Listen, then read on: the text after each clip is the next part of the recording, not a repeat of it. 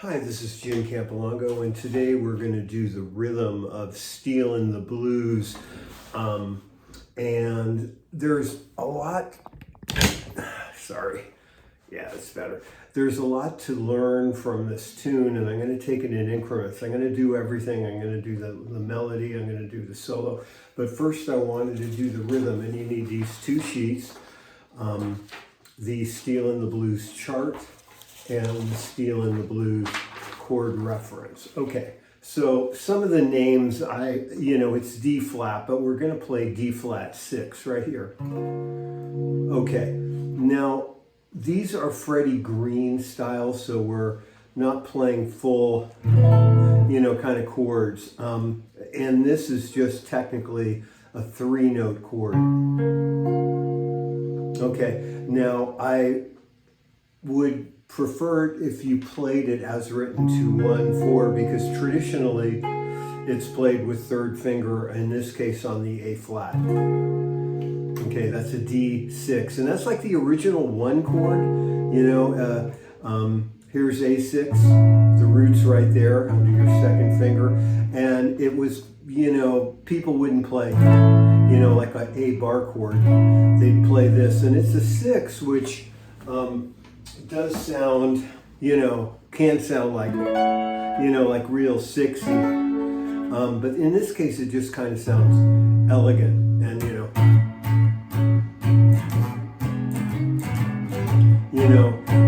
it's a 1 that's majory. So, and we're going to be here in D flat, and it's technically D flat 6 because there's our 6, but I just wrote D flat.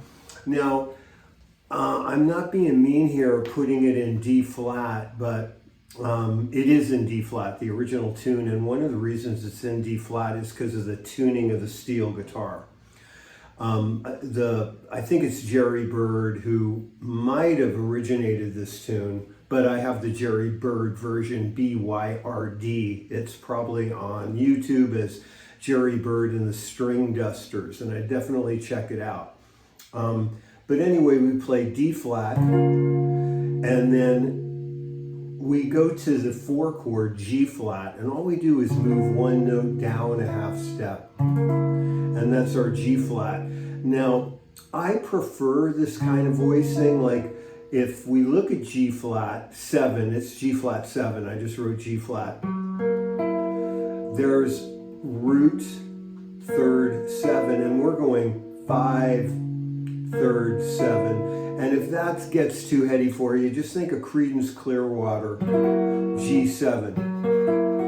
And then there's this much, and then we go to the 5th. So maybe you could see it. Here's E7, Creedence Clearwater, and then it's like that, but we're fingering it like that. And there's just 1 note difference, which is really kind of a thing of beauty. We have 1, 2, 3, 4, 1, 2, 3, 4, 1, 2, 3, 4.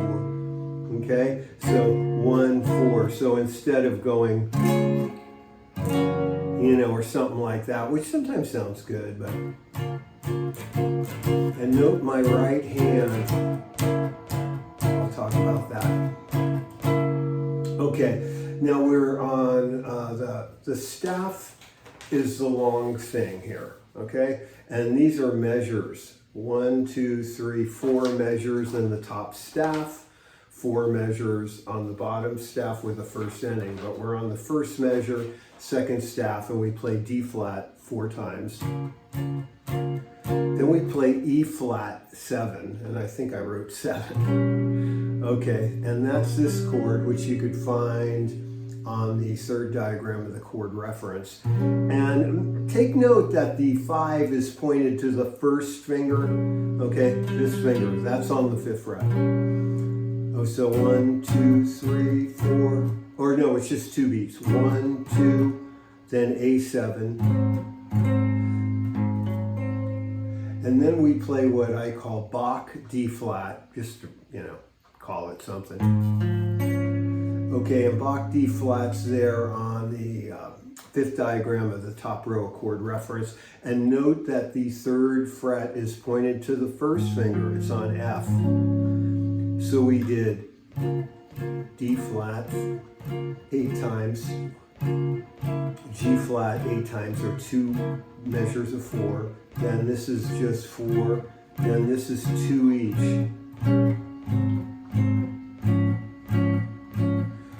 Okay. Then we have A flat 7. Starting to not want to write like what the chords are, sorry. Because there's so many names sometimes. It's A flat 7, take my word for it. Okay, so if we go through the top to the first ending, to the top, to the, skipping the first ending to the second ending, we have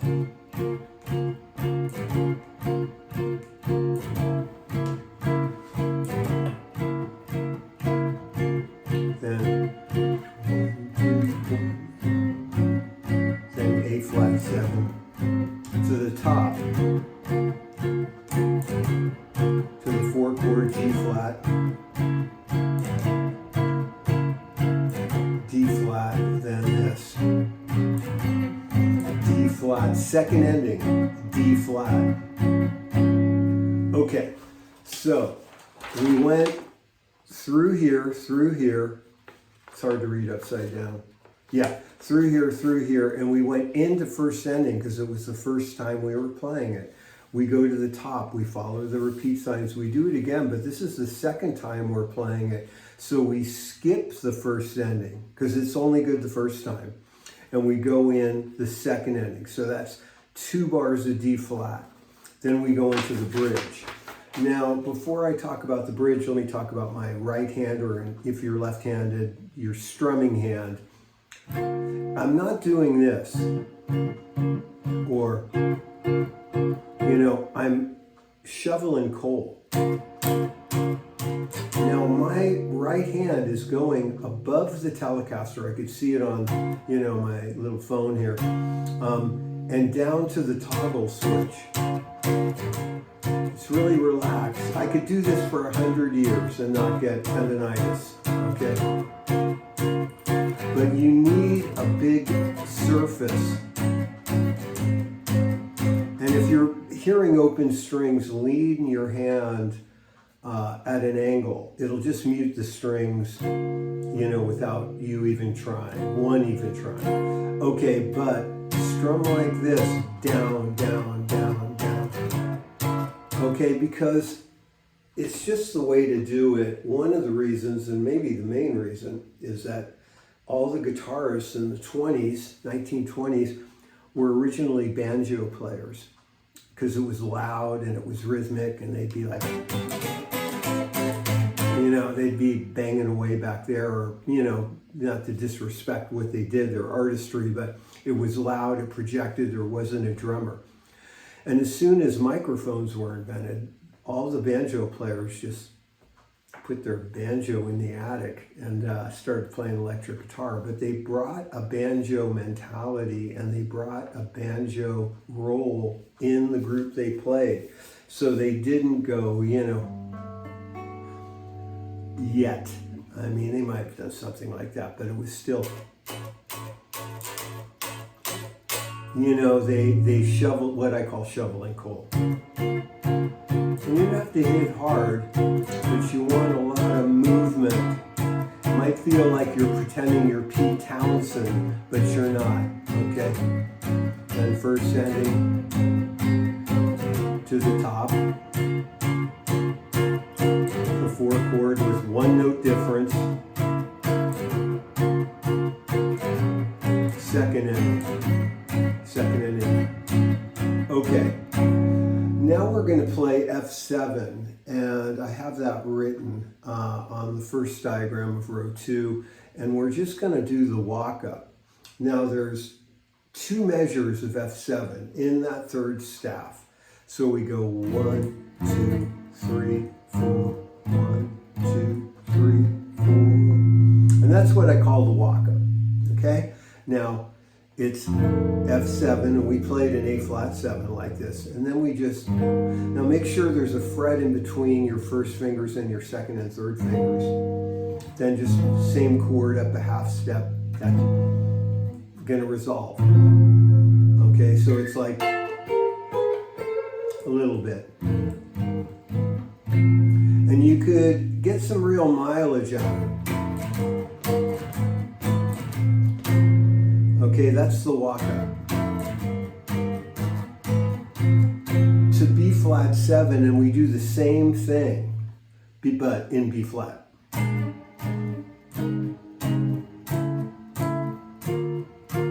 Okay, so we have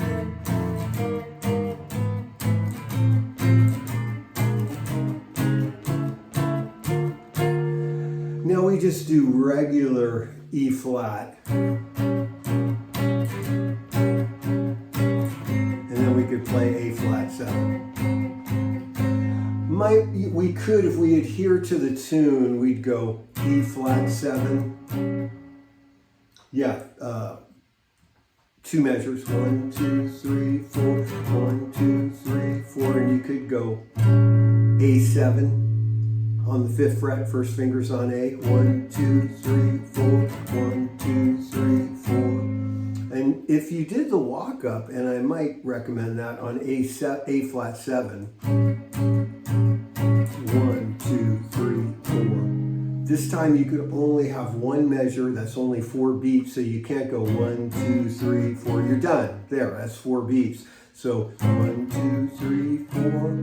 And the walk-up always kind of miraculously lands on its feet, and you'd be up on D flat 6, the first chord we played.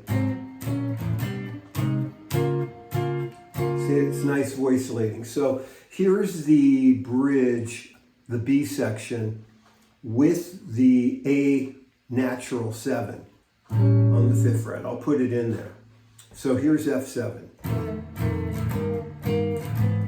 That's 2 measures, 2 measures, regular old E flat, 2 measures. Here's A7, 1 measure, and then, okay, one more time. 1, 2, 3, 4, 1, 2, 3, 4, 1, 2, 3, 4, 1, 2, 3, 4, 1, 2, 3, 4, 1, 2, 3, 4, 1, 2, 3, 4, 1, 2, 3, 4, B6, back to the A section.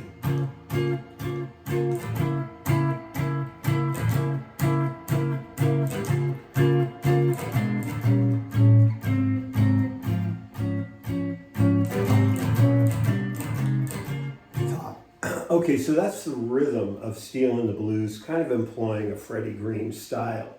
And I think it's really great. Make sure, you don't start doing this.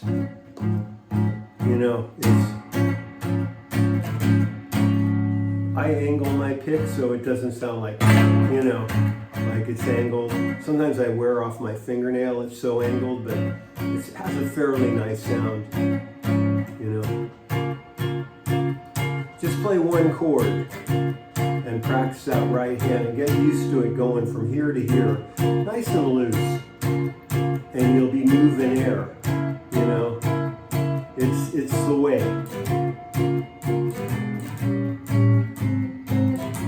Sorry if I'm adding stuff, but